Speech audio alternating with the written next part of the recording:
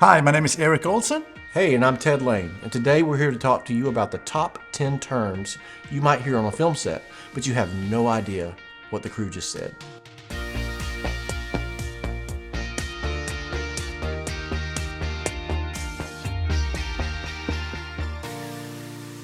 You might hear things like, hey, bring me an apple because Annette is not tall enough. Let's put her on the apple. This is an apple. It's actually called an apple box, and they're used to have people stand on or to help us support equipment, and they come in different sizes. There's a full-size apple. This is a half apple that you're looking at. And Eric, I'm kind of hungry. Oh, well, may I go fetch you a pancake? Maybe so. This is what we call a pancake. Reason being, because it's flat, and it looks just like a pancake, don't you think? But this is something that we use often when we're just about, let's say we're on an incline and we need leveling two apple boxes together for equipment to rest on comfortably horizontal. That's when a pancake comes in. Then we have a quarter. So as Ted mentioned, we have different sizes. We have a full apple, a half apple, quarter, and a pancake.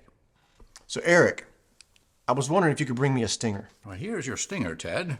Now, I thought it was a bee. Now, look at this. A stinger is really just an extension cord. But if you aren't careful when you plug it in, and you may do this, you might get stung by it. That's where it gets its nickname, the stinger. Right, Eric? Hey, let's set up for the shot. On this one, I think I want to use a set of sticks. Are you building a fire? No. So when you're talking about the base of the tripod, we call them sticks because they look like three sticks joined in the center. Ted, would you mind bringing me a net so we can reduce the light a little bit on this particular area? Is that what a net's used for? I thought you used it for fishing. Nope, not here. Catching butterflies? Nope. Nope. Okay. Well, I think I got a net right here. Ah, you do. Is that a single? That's a single net. As you can see, it's still translucent. We can still see through it. And we can also cut light. You see it gets a little darker as I hold it between me and the light source.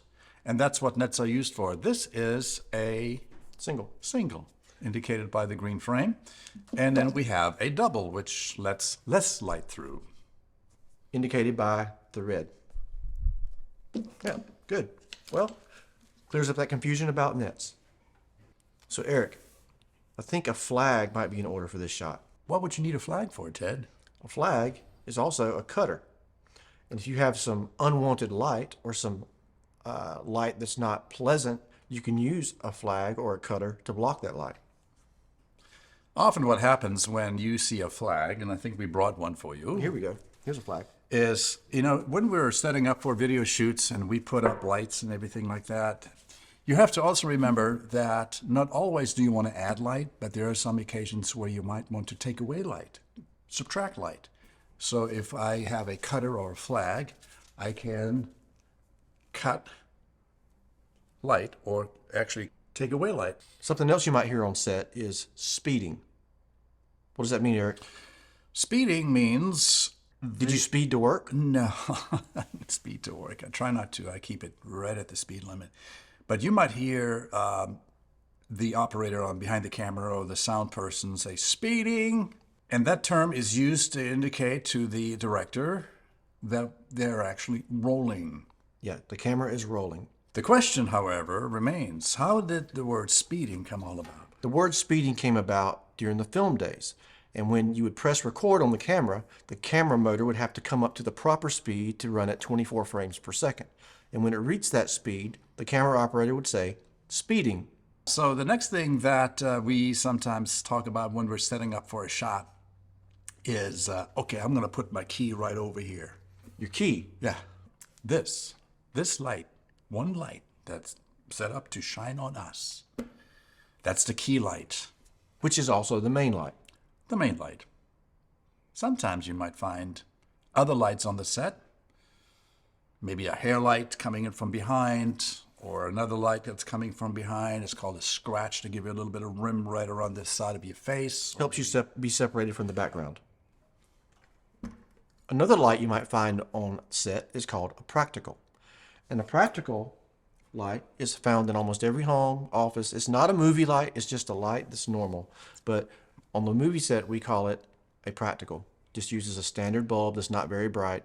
It may be bright to you in your home, but when you compare it to the intensity of movie lights or video lights, these are much dimmer.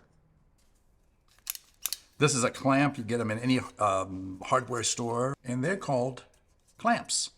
But when we call for a clamp, we refer to it as a number 2.